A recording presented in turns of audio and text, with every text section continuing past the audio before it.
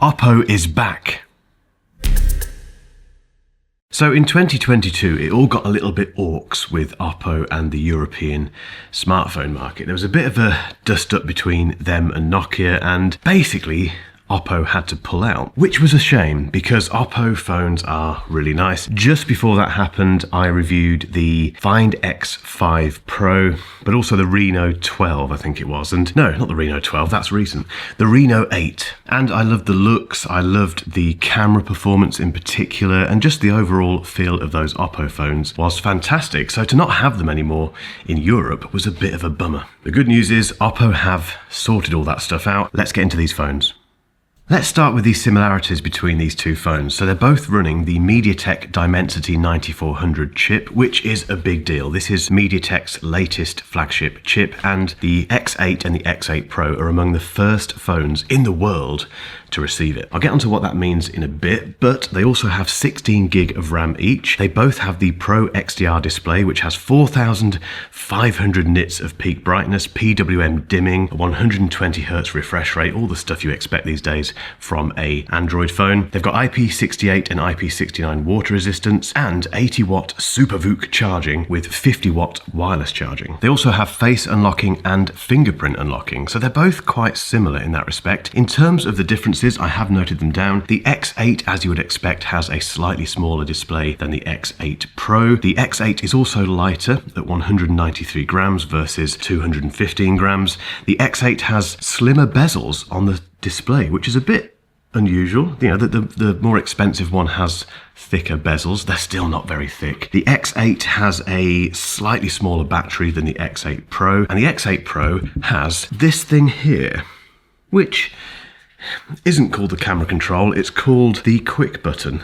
We'll get onto that in a moment. Now, when it comes to pricing for these two, at the time of filming, I don't have that pricing, I'm afraid. I've had these so early that I don't know how much they cost. We're waiting for those details. As soon as I have them, we'll put them down below in a pinned comment and in the description. But we're told, or kind of given the indication by Oppo, that the pricing for the X8 Pro is going to be very keen. I wouldn't expect, S24 Ultra pricing with this, hopefully. The X8 should be typical mid-range price, mid-range tier pricing, which is a really good start. And the same thing with the storage options. I won't quote those until we have them to hand, but let's get into what makes these phones very, very interesting.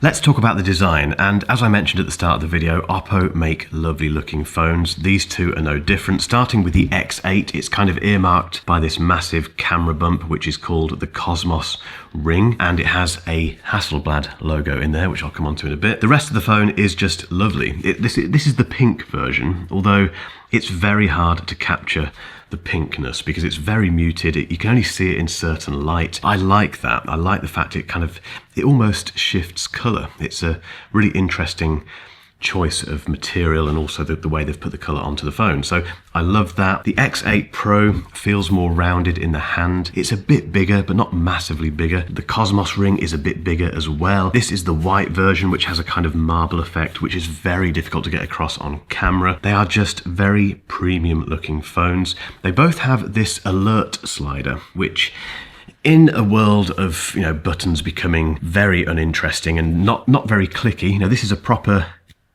if you can hear that, proper clicky button. That's very satisfying. So basically it's used for silent, vibrate and ring. That's what it's for, but it's just nice to have a proper tactile button on there.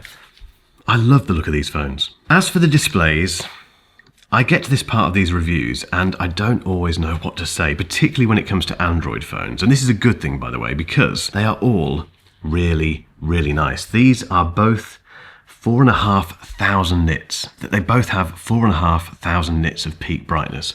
Crazy. And a 120 Hz refresh rate, which is just standard fare in Android land, not in iPhone land, but that's another topic entirely. It's a really good start.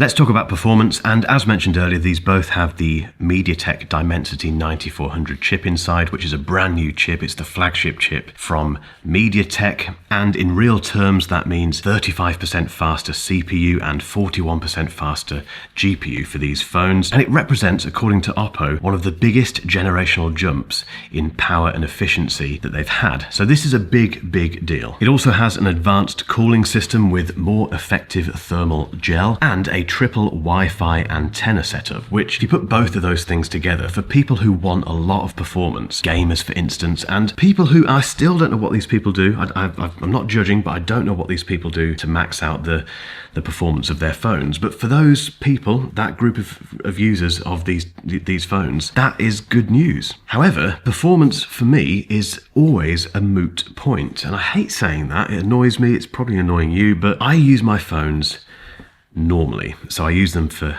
texting people, for web browsing. I'm sounding so old, I know. For taking photos, for doom scrolling on social media, for...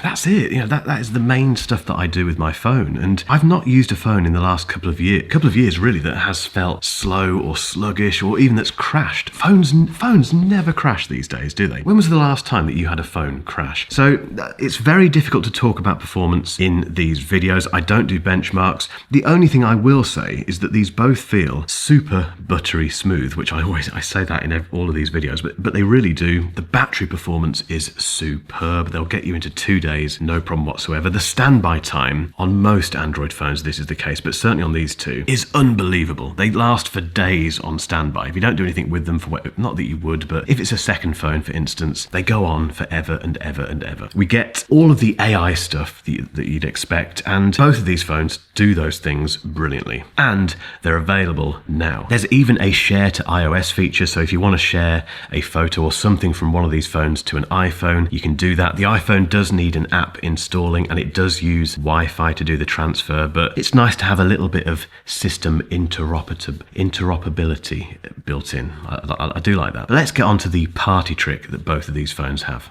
And that party trick is the camera system, which is utterly fantastic. Let's not beat around the bush. I love the camera system on both of these phones. Rather than you having to look at my face now, I'll put loads of photos that I've taken with both of them. You can see at the bottom which phone took which photo because I've used the Hasselblad watermark thing, but they've both got very similar specs. They both have a 15mm 50 megapixel ultra-wide lens and a 24mm main camera. The X8 Pro has a slightly larger aperture on that main camera, but otherwise they're very similar. And they both have a 50 megapixel 73mm periscope lens. The X8 Pro simply adds a 135mm lens on top of this, which is a dual periscope lens. It's the first that's been made available globally by Oppo, and it provides a zoom range between 30 to 60x. There is some AI trickery going on, obviously, in between those zoom ranges, but this zoom range is one of the most usable I've found on a camera, on a smartphone camera. You get the point. Basically, if you really want to zoom in, you can do it very impressively. This photo of Warwick Castle is done on the X8, and it's unbelievable. When you get to that 30x zoom, the detail is absolutely superb. The X8 Pro goes further, and even at 120x, I think these photos are pretty usable. It does a very good job, but it's those standard 24mm photos that I just love in both of these camera systems. Yes, they're very contrasty. There's a lot of drama. There's a lot of... But someone has been playing clearly with the clarity slider on these. They're sharpened, and I like this. This is very subjective. I'd love to know what you think about these photos in the comments, but for me, they really hit the spot. There's also lightning snap, which basically offers zero shutter lag thanks to the shutter being decoupled from the image processing pipeline. I have no idea what that means, but I can confirm that the X8 and the X8 Pro don't appear to have any issues capturing fast moving subjects. If you're wondering where Hasselblad comes into effect, it's in the portrait mode, and straight up, the X8 and the X8 Pro have one of the best portrait modes I've ever used. There are film emulations and all that sort of stuff, but it's the general performance of the portrait mode that has really impressed me. It helped me take what I think is one of the best photos I've ever taken of my son in this lovely autumnal setting. This is such a good photo from a camera system on a phone. From the studio to Bali, where I'm here for the X8 and X8 Pro launch. These are some photos that I've taken while in Indonesia, which again, I'm really a big fan of. And one thing I didn't mention in the studio was the X-Pan mode, which is this way of taking very wide shots. You may know what X-Pan is. It's a very famous camera system. But yeah, again, I think Oppo does this very well indeed. Back to me in the studio. Yes, it's very hot. If you're wondering about the quick button, a little bit like the camera control on the iPhone, for me, it's just a little bit too far over here. I wish it was there, personally. However, having reviewed the iPhone 16 Pro Max and having read the comments, I know that some people don't have that issue, so it might work for you. And the more important thing is you just do double tap rather. That takes you into the camera system. You can then move your finger left and right to zoom in, and you can just take a photo. Really simple, very responsive, and you don't have to use it. You know, you can just use the standard shutter button on the screen if you want, but it's there if you want it. In terms of video, we get 4K at 60 frames per second maximum on both of these phones, and they have Dolby Vision HDR on all of the lenses, which is one of the first Android phones to offer this. The footage, I think, looks great. There's not too much of that weird juddery thing that you get on some Android phones, and you get ultra clear 4K HDR up to 12 times zoom. Those are very impressive specs. It's also worth mentioning that the Blackmagic app is coming to the X8 Pro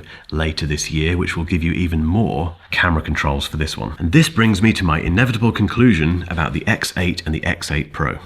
I love the fact that Oppo is back in Europe. The fact that these are going to be widely available is very good news for anyone who's looking for an Android phone or just an alternative from the iPhone. If you've had enough of your iPhone and you want to get an Android phone, you've got something else to add to the list. The pick of the two for me is the X8. I think the X8 gives you so much for what will be mid-range pricing. The design is almost unbeatable, I think. The camera system, it's completely subjective, but for me it is among the best out there, and it has the latest MediaTek chip, so it's up there in terms of performance. The X8 Pro just takes things up a notch further, and it gives you a bigger display and all that sort of stuff. These are wonderful, wonderful phones. Welcome back, Oppo. And well, let me know what you think in the comments. Are you going to buy one of these phones, and why? Let me know. And if you've enjoyed this video, give it a little thumbs up, please. It makes a massive difference. And if you've been watching this channel for a little while but haven't clicked that subscribe button, a lot of people haven't, and I totally understand why. We all forget to do this occasionally. Just give it a little click. Again, it makes a massive difference. Hang around for a link to another video that I think you'll find very interesting.